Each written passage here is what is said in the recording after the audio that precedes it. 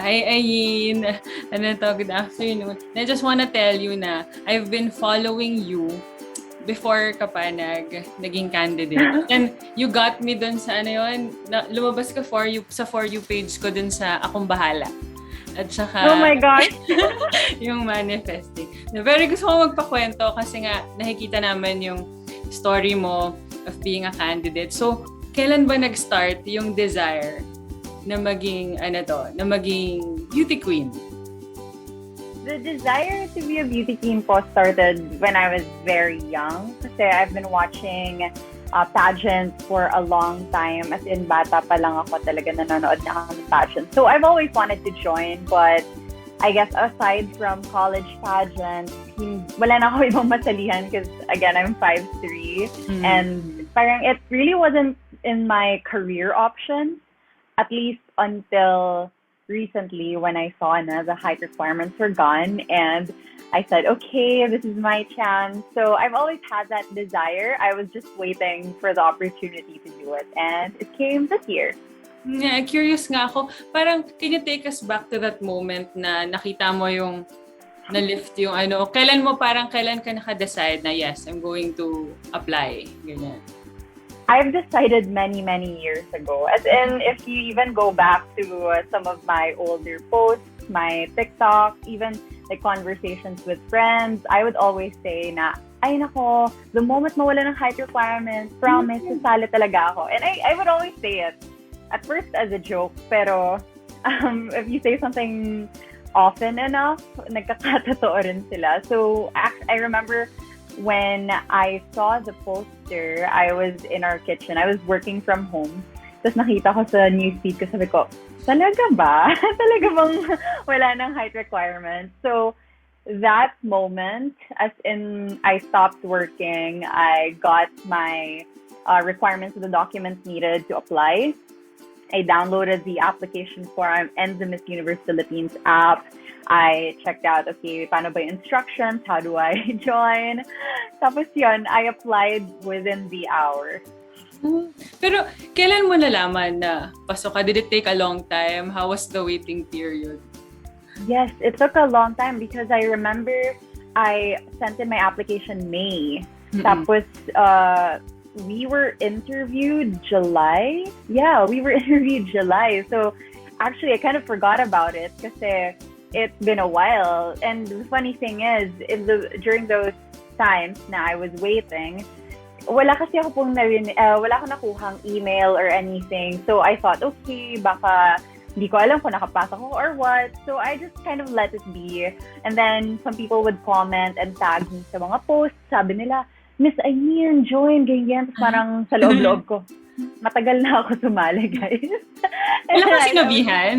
Wala akong sinabihan except my family and some of my close friends na parang, kasi they also sent me the poster na, ay, mag-apply ka. Parang ako, I already did. So sila lang yung mga sinabihan ko. But yeah, it was, actually, I wasn't expecting anything because sanay na naman ako na hindi ako kasali. So when I found out na I was going to be interviewed for it, I was really shocked and I was very excited kasi I've been waiting for that opportunity for a while. So I'm just really happy na it was possible. So going into it, I was just excited. I didn't even think twice kasi matagal ko siyang hinintay. Ang galing nga kasi parang na-manifest mo, di ba? Parang for so long. Hindi naman sila nagle-lift ng ng height requirements. So, grabe. Congratulations. Pero before that, yung dream mo as a child, ano yung pangarap mo aside from being a beauty queen? I think anything related to media, TV. I wanted to be an author. I still want to be an author. I really have a passion for communication and storytelling. So I wanted a career in that area. So parang ganun na rin yung nangyari sa akin. I mean, I'm a content creator, so it's kind of like a different path, but I think it's still the same childhood dream. I still get to do storytelling. Ang galing that you're finally here, And gusto ko rin sabihin nga na before getting into that platform of being a beauty queen, you were there sa TikTok na. Doon nga kita unang nakita, diba? So how did that start? And doon kasi makikita nga yung influence mo, yung advocacy mo sa pagiging morena. So, paano ka ba napunta sa TikTok? I started TikTok only December 2020, so it's only been a couple of months.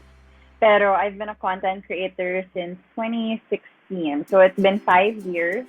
Pero hindi ko siya nag-grow until TikTok happened. So I've been creating videos, ganyan, pero very small yung viewership ko. And ever since I started, I've been talking about morena beauty, colorism. I've always been talking about that. Pero this year lang talaga ako nagkaroon ng malaking following. Yun nga, curious ako kasi syempre, even ako, parang ang laki ng influence dun sa pag yung confidence mo nakaka-inspire. What was it like growing up na yung mga commercials natin, puro skin whitening, ganyan. Tapos syempre, nung bata pa lang, baka ako nung bata, ako mga 10 years old ako sa'yo, na parang pag sinabing artistahin, automatically maputi. So what was it like growing up? It definitely affected my confidence, of course, but more than just the ads, more than just what I saw on TV, it was also how I was treated for my skin color. I mean, syempre, when you're a kid, di ba, madaming pangungutya. It's quite normal. It's a normal experience. Pero na-realize ko over time na tumatak talaga siya sa akin. And I think that's what pushed me to learn how to be confident. Kasi sabi ko, I don't want to be like this forever. I don't want to feel sorry for myself forever. So I found ways to be more empowered, to like my skin color, to like myself. And that's what brought me to the kind of content that I create today. It's why I talk about confidence so much. It's because nung bata ako, kailangan ko talaga nun. As in, kailangan ko siya. Worked so well. And pero growing up, sino yung mga who are the women you looked up to? Parang I guess outside of the people I know in real life, some people that influence me, especially in the media. One of them is Miss Bianca Gonzalez, who is such a morena icon. And kasi siya lang yung sobrang vocal about being a proud morena, which I really needed when I was younger. And it's also why I guess I saw it in myself na possible pala yung ginagawa niya na she's in front of the camera, she's morena, she's proud, she's on the cover of magazines. So to me, it empowered me to dream and to really think na, okay, baka meron naman pala akong lugar sa industry na yun. So she's one of those na I looked up to. Nag-meet na ba kayo? Kasi parang, nag-meet na kayo, no? Kasi nag-guest. Yeah. Actually, parang it was a full circle moment for me. Kasi I remember, and I told her this, in 2014, I sent a fan mail. As in a fan mail. I was in college. Tapos sabi ko, hi, Miss Bianca. Thank you so much for inspiring me. Blah, blah, blah. Tapos nag-reply siya. Tapos, so we had that exchange in 2014. Tapos in 2020, she put together this conference, little conference lang online. It was called Kwentong Morena, and she wanted to collaborate with me and another content creator, si Trish. And we created this conference. Tapos, ayan, we pulled all of our morena friends just to tell stories, ganyan, and empower each other. Tapos kinuwento ko sa kanya, sabi ko, Bianca, alam mo ba, nag-usap na tayo in 2014. May fan mail ako sa'yo. Tapos she was like, what? It's been that long. And now, parang peers na kami na to be able to be in the same space. We're in the same space. She has her podcast, she talks about it, and I also get to do it in my own platform. So yun yung sinasabi ko. I told her na, Bianca, this is what your representation did for me as a kid. Like, I grew from that girl to somebody who's talking about it now. So that's why it's important for me talaga to also be a role model because she did that for me. Now, ripple effect, ikaw naman, you're inspiring other girls. Ngayon, syempre, bigger platform, pageantry, yung pageant world. Kamusta ngayon yung training mo? Paano ka napunta sa KF, Kagandahang Flores, tama? Yes, opo. So, when I joined, di ba hindi ko nga po alam talaga na makakapasok ako. So, I did not have any formal camp or anything. So, I reached out to one of my friends who I also met on TikTok, si Miss Jensen last year, who is MJ. super duper friendly, and I asked her for some tips. Sabi ko, Miss Ma'am, I don't know how to do the pasarela. How will I learn how to walk? And she told me, na, do you wanna train with KF? I could contact Mr. Rogel. So she connected us, and then he was immediately like, okay, can you come in tomorrow? And I said, yes. So I brought my heels, I started walking, and ayun na. Pero prior to that ba, kasi syempre as a kid, nagpa-practice ka ba ng walk at home? Yes. Yes, pero sobrang layo ng walk ko sa pageant walk. So, parang ngayon lang talaga ako natuto. But of course, being a pageant fan, I would walk around my house in heels, but that's really nothing compared to what beauty queens do. So, what else yung parang challenging and exciting for you yung part ng training? Makeup application ba ito? Oo. Yes, definitely learning how to do my makeup, especially from home, and not just any everyday makeup look. Kasi if like people have seen my old makeup videos, they're really amateur. I don't know what I'm doing most of the time, and very, neutral or natural look lang. I don't even put on lashes. So that's something that I've had to learn. Natuto ako mag-apply ng proper foundation, to invest in products. And more than that, also all the photo shoots that we've done, hindi ko yun ginagawa talaga. So that's been really exciting. It's definitely a new experience. And I guess you can even see from the announcement of the top 100, the headshots that I sent in during my application. Talaga po ba? Kasi ako lang nag-makeup sa sarili ko noon. Talaga? I mean, yung before, nung in-announce ko, before our headshot. Galing! Yung very, very first photos. Pero yun nga po, I think, kaya yung experience is kind of new to me.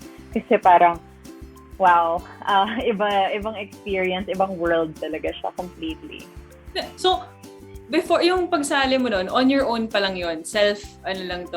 Parang self-taught ka na, na sa makeup before that? Or now nga? Yes. Before I joined po, yes, self-taught everything. And it wasn't good, by the way. And congratulations nga kasi not only did you make it to the top 100, pero sa mga challenges, you're among the top. I noticed lang. So, congratulations. Thank you po.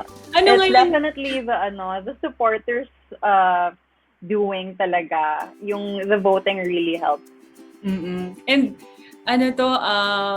aside from that, yung pinaka-excited ka na part ng actual pageant? Nung actual pageant, being on stage. Kasi up until this point, I've been doing everything remotely. So we've been sending in our tasks, our challenges. Pero I haven't really met the girls except for the ones in KF. So I really want to be part of that kasi gusto ko sila ma-meet, gusto ko ma-feel yung rumarampa alongside them. I really hope I can have the full pageant experience, hopefully when we get to top 30. Mm-hmm. And one of your strengths kasi na sinasabi ng marami, I'm sure you know, is yung skill mo sa pagsasalita. So for Q&A, how are you preparing for that? Are you doing extra reading? Oh, definitely. But I think it also helps na ever since naman, I've developed a habit for learning, for speaking. But one of the things that I made sure to do is to keep up with the news, be updated about what's going on in the world. So, for example, every day I would listen to this podcast recap of all of the news. I would listen to different global events. But more than that, also doing interviews has really helped me. Kasi I feel like the more that I speak about my experiences and what it's like to be here, parang nahahasa rin ako. Kasi even though, yes, I do have a background in public speaking, it's still different to be in the pageant industry. So, yeah, naghahabol. Yun nga, ngayon sobrang busy. So, what's a typical day like for you? And how do you make sure na you're still taking care of your health, ganyan? In the last couple of weeks, we've been doing a lot of interviews, especially now kasi ECQ. So, It's all virtual. I do my own makeup now. I do my own makeup every day, full face of makeup. I work out in the morning. And then, of course, I still need to do my work. So I'm at the office right now, for example. Hindi ko naman pwede pabayaan yun. So it's still part of my day. And yeah, I'm just trying to balance everything kasi it is a lot right now. But hopefully, if I do enough preparation, I'll be ready for when kailangan na 100% focus on the pageant. Gusto kong, curious nga ako kasi nakita ko rin yung transformation mo. So parang yung fitness, how did you work on that? Parang may realization ba na I need to? Kasi parang ang galing lang na kung kailan na-achieve mo na yung parang fitness goals, dun biglang nag-open yung door. So paano yun? Yun nga po eh. I was like, did the stars align? Kasi I guess since graduating from college, I've kind of stopped being the athletic Ayn. Kasi when I was in college, I was an athlete, so I was very fit as a cheerleader. But after that, I got sucked into corporate. I had to work so many hours. So syempre, when you're doing that, it's kind of hard to balance, especially in my early 20s. I was learning how to be an adult. I was learning to live on my own. Tapos workout, diet, ang hirap niya talaga. It was really difficult for me. But then during the start of the pandemic, the business had to stop kasi walang operation. So parang I was idle at home and I felt more and more weak. And I didn't want to feel that anymore kasi pagod na pagod ako without doing anything. I mean, I didn't even have my business at that time. So sabi ko sa sarili ko, bakit ako napapagod? I don't think this should be how I am. So I took that as like a sign for me to, restart my athletic journey. So I started last year in September. I enrolled in an online fitness program with a coach. Tapos sineryoso ko siya kasi sabi ko, wala nang malalagyan yung energy ko. Tapos, ayun, I did my whole fitness journey and then all of a sudden, biglang pwede pala ako sumali sa Miss Universe. Oo. So, parang in a way medyo parang nag-manifest din kasi nakita ko yung isang inspiring post mo na you drew yourself na parang una travel, diba? Tapos parang nagturo ka sa Spain and then yung isa naman parang 2018 Ayn versus yung parang future self. So can you tell us more about that? Yung manifesting, ganyan. How did it work for you? Yeah. Oh my gosh. I love that you saw that. Oh, yes. I felt inspired. So, thank you. Oh, thank you. Super favorite ko po yung exercise na yun. So, it's called Present Me versus Future Me, which is an exercise where you draw sa isang page, you draw who you are, like how you see yourself, what you don't like about yourself, what you like about yourself. And then across the page, you draw the ideal version of yourself. Yung kung sino gusto mo maging, ano yung gusto mo ma-achieve. I did that in 2018. Tapos parang one of the things that I hated, parang wala akong focus, distracted ako, I wasn't healthy. And then I drew this ideal Ayn na parang super fit, nag-rock climbing. Tapos, merong sariling business, merong podcast, and looking back at that, parang, possible pala siya. It was really, for me, it was, I don't know, representative of how you can do things, like, in small steps. Kasi when during 2018, when I drew that, parang imposible talaga siya. Parang imposible na maging healthy ako enough to wall climb, na magkaroon ako ng successful podcast, na magkaroon ako ng business na kaya ko mag-hire ng employee.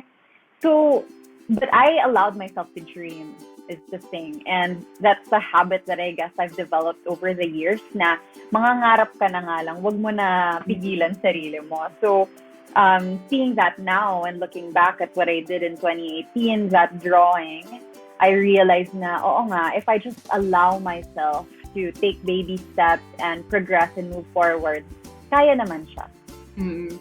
Congratulations doon. And ang sasabihin ko nga, for those who don't know, yung business is yung Morena the label, And then yung podcast is Camp Confidence. Confidence, yes. Yes, yun. And kasi hindi mo magagawa ito lahat without the confidence. And I'm sure that a lot of girls are looking up to you would want that too for themselves. Parang, how do you work on that? Nasabi mo nga before, parang feeling mo it's not possible. So where do we girls start? Yeah. Something na I've had to unlearn. Before kasi akala ko, magiging confident lang ako kapag may napatunayan na ako. Ang na-realize ko, if kulang ako sa confidence, mahirap makarating dun sa gusto ko patunayan in the first place. So for me, I really had to work on my mindset. I had to accept that I was always going to be a work in progress. Today, tomorrow, pag matanda na ako, when I'm 50, I will have more and more to improve on, and that's okay. I think once I've accepted na I will always be a work in progress and perfection was never going to be possible, that's when I allowed myself to learn. Kasi, for example, even with fitness, I've been trying to work out and lose weight for many years, and I was always just frustrated. It was so unenjoyable for me. As in, I hated it because whenever I would go to the gym, magpapagod ako, and then I'd see myself in the mirror, and I didn't like what I saw. So, mas nakaka-discourage siya.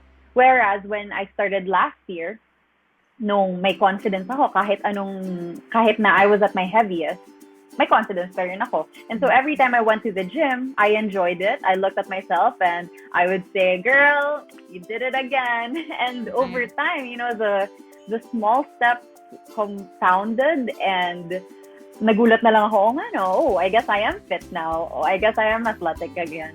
So that's one of the things na sabi ko, I don't need to achieve stuff in order to feel good, in order to feel worthy, in order to feel confident. I just need to understand na I'm enough, that yes, I have something to learn. I have so much to learn, but that doesn't take away anything from me. Like, I'm still good enough kahit na marami pa akong aayusin. Grabe, that's so inspiring. Kamusta yung reaction ng parents mo and friends? And kung may boyfriend, anong reaction nila? Yeah. Actually, hindi sila masyadong nagulat. It was mostly me na parang, oh my gosh, this is happening. But the people around me who have been supporting me, my friends, my family, they were kind of like, yeah, of course you would get in. And I think that also helped me na they didn't really doubt me or my ability. And if they did, they never made me feel it. Na I was just allowed to dream and be as ambitious as possible. And I'm really grateful for that kasi I think that's one of the biggest factors why I have the confidence that I do now. Kasi sinuportahan nila ako. Even starting from being a content creator, I know a lot of people would not get the same support na I was pursuing this unconventional career path. Pero never ako sinabihan na, wala namang future dyan eh. Mm-hmm. So I think just being free to pursue things, yun talaga yung biggest influence on me. So parang sinabi mo sa parents mo when you applied? The thing was, I applied at first, pero parang when I told them, it was casually, parang, I sent in an application form. And then even with my dad, before niya malaman na nag-send ako ng application form, he actually sent me a screenshot of the news. Sabi niya, ayun, wala na daw height requirement. Di ba tingin mo to? So, alam nila na gusto ko talaga. Pero, I guess the acting on it part, I had to do it myself. So, yeah, when they found out na I applied and na I got in, it was kind of like, yeah, of course you did. Of course you applied. Of course you got in. And we're happy for you. Sweet yung screenshot. Yeah. Pero wait, ano pa yung dreams mo? I mean, aside from being a beauty queen, ngayon na parang ang laki na ng following mo, ng influence and reach, ano pa yung dreams mo for yourself? I really hope na I can use the platform that I have to build something that goes beyond me. So one of the reasons I wanted to be a businesswoman, especially during the start of the pandemic, I felt really helpless kasi na wala akong magawa because I had a very small business. Parang ako rin naman sa sarili ko, I did not have the resources to give or to help out. And that's when I realized na my dream as an entrepreneur was to build a sustainable enough company that can, take care of their employees. So hopefully, I really want to scale what we have. I'm starting another brand soon as well. So I want to hire more people. I want to provide more jobs. I want to be able to grow that. And then, of course, in the same way, pagka medyo nakaluwag-luwag sa time, I also want to hopefully pursue my dream of becoming a published author. Because, I mean, I'm an avid reader. I've spent a big chunk of my life just drowning in books. I really love it. So there's that. And I also want to continue the whole colorism advocacy. Na I want to learn more about it, and I want to raise awareness on that on a more educational level. So whether it's to pursue further studies, do more research, or even, lead research para we have tangible data and evidence to talk about that. So I think yung mga ganong bagay, it's definitely possible with the bigger platforms that I have. And I'm really grateful na I have this today because of TikTok. I never knew na ito pala yung paraan para dun sa dreams na yun. But yeah, we'll see. I'll do the best that I can. Medyo malayo siya and ambisyosa, but that's how I've always been. So, pero hindi, you think, sir, na to going well for you. Pero is showbiz something you're open to? Particularly acting? I'm not so sure about acting because it seems like a whole different world, and parang I don't know if I'll be able to have the same, time and energy to spend on my other dreams like building the business if I would pursue acting. Although one thing that I'm really curious about is hosting. So hosting is something that I've enjoyed. I've always enjoyed to do. So if that's an opportunity that's possible, I'd be happy to do that as well. Pero acting, I don't know. I'm not so sure. Baka lang. Ang dami kasi beauty queens, diba, na nagiging actresses. Pero yes, mukhang perfect ka for hosting. Pero here are a few questions for our random chat. So we'll get to know you a bit better. If you could eat just one food item every day for the rest of your life, if health issues are not a concern, what would that food item be? Probably lugaw with bagnet. So specific, but I've been craving lugaw with bagnet for days na. So probably that, or sisig. Wow. What are your top 3 Kikay essentials? I'm sure ngayon ang dami mo ng makeup items na ginagamit. Pero kung top 3 lang, ikikeep. I would say siguro a really good mascara, a multi-purpose lip product. So para the cheeks and lips and eyes, and Kikay kit, perfume. Who is your biggest celebrity crush? Biggest celebrity or kahit crush? Local or international? Chris Evans, Captain America. Part of your body you're most proud of, aside from your skin? My lips, my smile.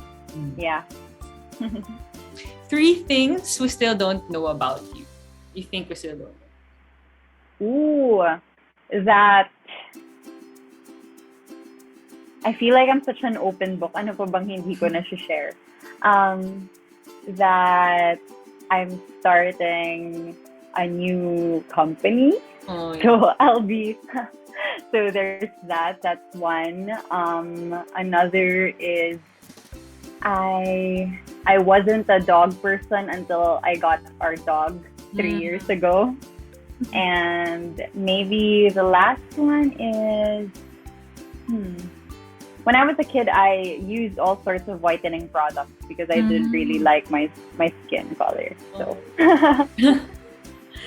and what's your go-to song or pick-me-upper? Meron ka bang song na piniplay pag nagpa-practice ka ng pasarela? Well, for pasarela, I have a whole playlist, ng mga runway playlist. But my pick-me-up song, that's what I like by Bruno Mars. It's so random, but it's just it brings back a lot of memories from pre-quarantine when I could still go out with friends, ganyan. So I really like that. Nice. If you could have dinner with anyone and have a chat, fictional or real, dead or alive, sino yon? Sino yung gusto mong makausap over there? Oprah Winfrey, 100% si Oprah. I want to know kung paano niya ginawa yung mga ginawa niya sa buhay. And may company rin siya. Yes, she's so successful. She even has a school for girls. So, ayun. Paano yung ginawa? Speaking of girls, and for my last question, ano yung message mo for girls out there na who might chance upon this video and feeling awkward sila at this stage, maybe they don't feel beautiful. Ano yung message mo sa mga girls in their teens or tweens? I would say be kinder to yourself, because if you ever want to get out of this feeling, this circumstance, you need to be able to look at yourself, forgive yourself for whatever flaws that you see, and realize na you're more than all of those. And na the world is so much bigger than our insecurities. The world is bigger than our differences. The world is bigger than the things now we want to change about ourselves. And if we allow ourselves to see what else is out there, then we will find our potential. And I hope that when they find and they see their potential, they pursue it. Kasi if they don't, it's kawalan ng mundo, because there's so much that they have to offer and that they can offer. Thank you so much, Ayn. And I wish you all the best. Thank you for inspiring us.